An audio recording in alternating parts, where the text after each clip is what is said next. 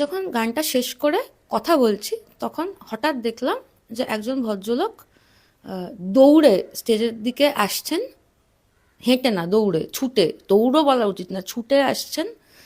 এবং যেহেতু ছুটে আসছেন, so within a few seconds he was up on the stage, উনি স্টেজের ওপর উঠেও পড়লেন এবং কিছু সেকেন্ডের মধ্যেই উনি আমার এরকম ডিস্টেন্সে চলে এলেন যে উনি আমাকে মারতে এসেছিলেন স্টেজে। উনি যখন আমার প্রায় এরকম জায়গায় চলে আসেন তখন দু তিনজন মানুষ ওনাকে সরিয়ে দেয় টেনে হিঁচড়ে, এবং তখন উনি চিৎকার করে বলেন যে অনেক জাগমা হয়েছে, এবার একটু সেকুলার গান বা গাও, আপনি বা তুমির কোনো ব্যাপার নেই, তুই।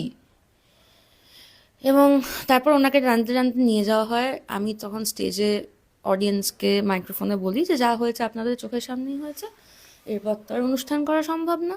আমি আর অনুষ্ঠান মানে আর শেষ করতে পারছি না বলে আমি নেমে গেলাম।